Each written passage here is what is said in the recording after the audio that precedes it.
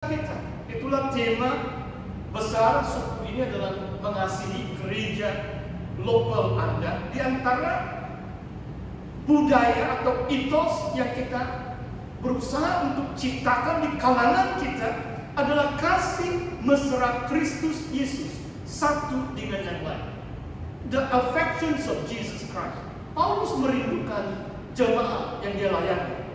Dan saya percaya di kalangan para pemimpin sesama jemaat, marilah kita memupuk budaya atau etos di mana kita selalu bagaimana kita berhubung, bagaimana kita bersaudara satu dengan yang lain adalah dengan kasih mesra Kristus Yesus, mengasihi gereja lokal Anda. Dalam suratan Filipi seperti beberapa suratan yang lain, Paulus selalu berdoa. Dalam doa itu pun memang mengandungi teologi yang cukup padat. Di antaranya ayat 9, inilah doaku, semoga kasihmu makin melimpah. Kadang-kadang kalau perbahasan di kalangan orang yang berteologi, bagaimana tentang kasih ini? Apakah sifat kasih? What is love? Kadang-kadang ada satu fahaman, kasih itu statik. Maksudnya kamu mengasihilah. Kalau tidak mengasihi, tidak mengasihi. Tapi kalau kita lihat dalam kebenaran firman Tuhan, ada beberapa tempat. Kasih ini bukan statik. Kasih itu boleh bertambah, boleh menjadi tinggi. Kasih itu boleh semakin melimpah atau semakin berkurang. Kita boleh menahan kasih ataupun menutup hati kita. Dalam suratan Korintus, Paulus menyeru kepada jemaat di Korintus, bukalah hatimu. Kami mengasihi kamu, kata Paulus. Tetapi nampaknya jemaat Korintus semakin tidak mau mengasihi Paulus dan rakan-rakan sepelayanan dengan Paulus. Maksudnya saudara, kasih kita boleh semakin melimpah. Dalam ayat ini mengatakan, kasihmu semakin melimpah dalam pengetahuan yang benar dan dalam segala macam pengertian. Saudara, kasih kita kepada Tuhan dan kasih kita sesama manusia, sesama saudara seiman kita, bukan hanya bersifat satu perasaan atau sentimen. Kasih ini berdasarkan pengetahuan yang benar dan dalam segala macam pengertian. Bukan kasih yang hari ini mengasihi, besok sudah tidak ada mengasihi. Kalau kita ada pengetahuan yang benar, seperti yang saya katakan dalam permulaan perkongsian firman Tuhan, kita punya visi adalah hari Yesus Kristus. Sampai kedatangan Tuhan Yesus, kasih kita harus semakin melimpah. Sampai kedatangan Tuhan Yesus, pengetahuan kita harus semakin bertambah. Dan kita harus mengasihi dalam pengetahuan yang benar dan dalam segala macam pengertian. Kenapa ini perlu, saudara? Kenapa pengetahuan yang benar ini penting? Bagi saya, pengetahuan yang benar berbicara tentang pemahaman kita tentang Tuhan, rencana Tuhan, kehendak Allah yang dinyatakan melalui firman-Nya. Kalau kita mengenal kehendak rencana Allah untuk dunia ini, untuk gereja lokal kita, untuk kita secara pribadi, apakah tujuannya? Supaya kita dapat memilih apa yang baik, supaya kamu suci dan tidak bercacat menjelang hari Kristus. Saudara, sehingga kamu dapat memilih apa yang baik, supaya kamu suci dan tak bercacat menjelang hari Kristus. Kalimat yang lebih kurang sama terdapat dalam Efesus bab yang pertama. Tuhan memilih kita sebelum dunia ini dijadikan, supaya kita hidup di hadapannya, kita suci dan tak bercacat di hadapannya.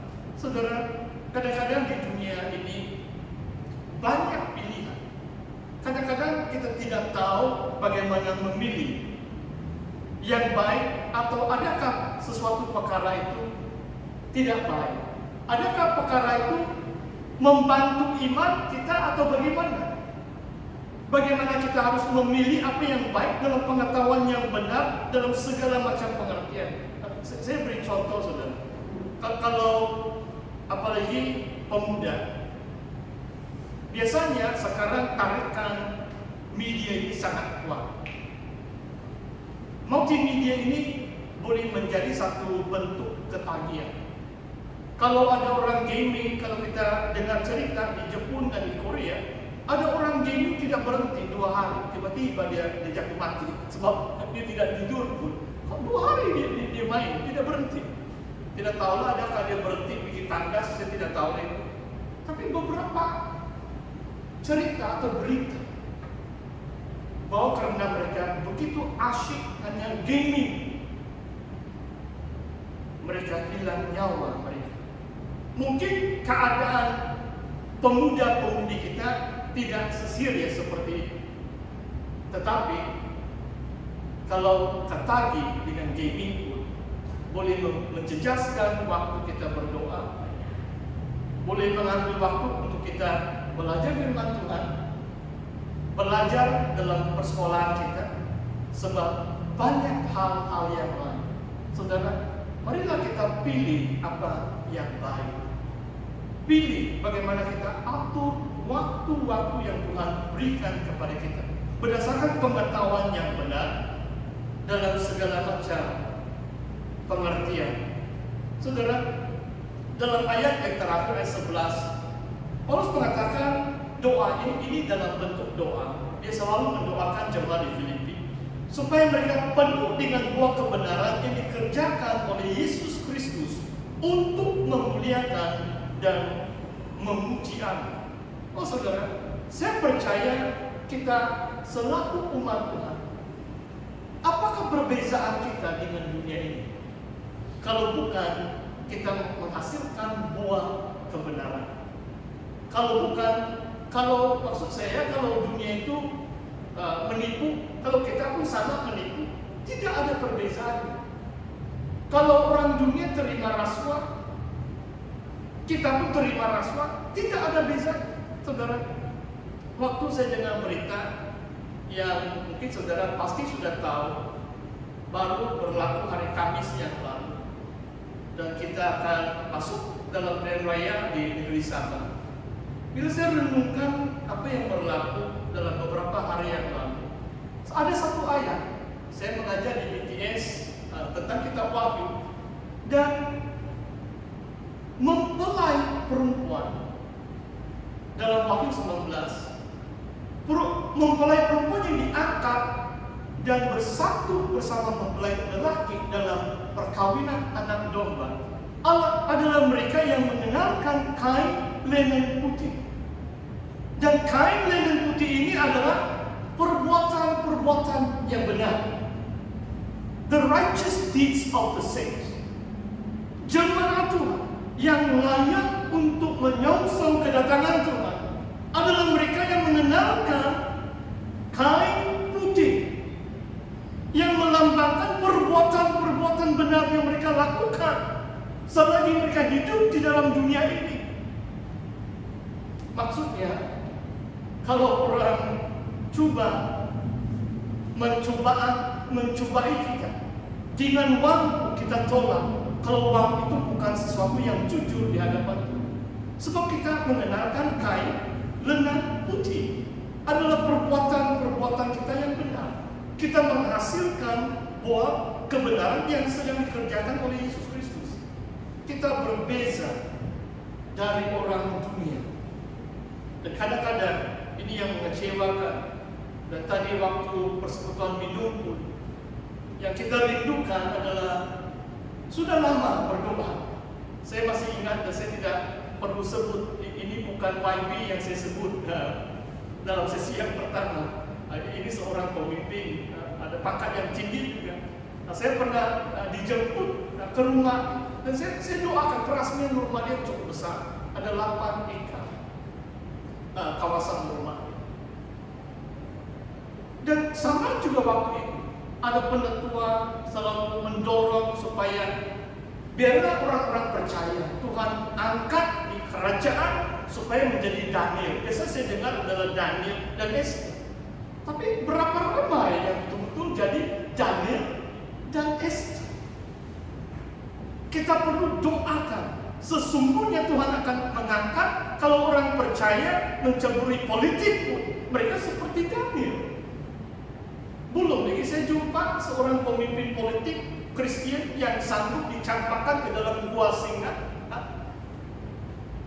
yang tetap setia berdoa 3 kali sehari, sedangkan dilarang oleh raja. Dia boleh dipecat, dia boleh dipancung kepala, tetapi mereka tetap teguh dalam iman. Itu Daniel. Saya belum lihat Daniel di negeri Sabah atau di negara Malaysia. Dan Esther sanggup juga, dia boleh didenda hukuman mati kalau menghadap raja tanpa diundang. Meskipun dia istri kepada raja itu, tetapi dia berpuasa 3 hari 3 malam untuk umat Tuhan sebelum dia menghadap raja itu. Saudara, tidak ada yang mustahil bagi Tuhan. Saya tetap percaya. Itulah sebab saya memilih untuk kembali di negeri Sabah. Memang perjuangan saya di kalangan orang percaya, saya bukan orang politik. Cuma saya masih hidup di tengah-tengah masyarakat, dan kita akan doakan supaya sekurang-kurangnya umat Tuhan ada pendirian sesuai dengan firman Tuhan, menghasilkan buah yang benar, hidup suci tak bercacat, dan orang lain melihat mereka seperti raja kepada yang dan dilayani, seperti Nehemia, Ezra, dan Esther. Bila mereka tidak kompromi, raja-raja ini yang tidak percaya Tuhan pun memuliakan nama Tuhan. Ini yang kita rindukan berlaku di negeri Sabah, di negara Malaysia. Saudara, saya mengakhiri perkongsian firman Tuhan sesuai dengan kebenaran yang kita belajar hari ini. Biarlah visi kita jauh ke hadapan, yaitu sampai kedatangan Tuhan Yesus Kristus. Pelayanan kita bukan hanya short term atau medium term ataupun long term. Pelayanan kita ini adalah sampai Yesus Kristus datang, dan kita imani Tuhan sampai Tuhan Yesus datang pada hari Kristus Yesus. Kita akan disempurnakan. Kita akan terus memilih apa yang baik. Kita terus menghasilkan buah kebenaran yang Tuhan Yesus kerjakan dalam hidup kita, supaya kalau orang lain melihat dalam Injil Matius pun, kamu lakukanlah perbuatan-perbuatan yang baik, supaya bangsa-bangsa melihat dan memuliakan nama Bapamu di surga. Demikian firman Tuhan pada petang hari ini. Kita berdoa. Mari kita datang kepada Tuhan. Bapa di surga, kami bersyukur ya Tuhan atas kasih karunia-Mu ya Tuhan. Kami bersyukur ya Bapa karena Engkau yang berdaulat, Engkau yang bekerja di tengah-tengah bangsa dan negara kami Malaysia, khususnya dalam negeri Sabah ini ya Tuhan. Kami mau menyerahkan apapun yang sedang berlaku ke dalam tangan-Mu ya Bapa. Kami percaya Tuhan yang berdaulat, dan tidak ada mustahil bagi Tuhan. Engkau melakukan pembaruan, Engkau mengizinkan ada suatu perubahan yang baik ya Bapa, supaya kami akan menikmati suatu kerajaan, suatu pentakbiran yang berdasarkan hukum, yang memuliakan Tuhan, sehingga semua lapisan rakyat di negeri Sabah ini akan mengalami suatu sukacita, satu damai sejahtera, karena Tuhan yang berdaulat, Tuhan yang berkuasa ya Bapa. Terpujilah nama-Mu ya Tuhan. Kami terus berdoa ya Tuhan untuk beberapa perkara, khususnya untuk anak-anak yang terus bersekolah ya Bapa. Engkau melindungi anak-anak kami ya Bapa, supaya mereka dijauhkan dari serangan sakit, penyakit ya Bapa. Dan Engkau terus memberi hikmat kepada setiap kementerian atau jabatan kerajaan ya Bapa, yang sedang berusaha untuk membendung wabah penyakit COVID-19 ini ya Bapa. dan Engkau terus melindungi seluruh umat-Mu ya Bapa.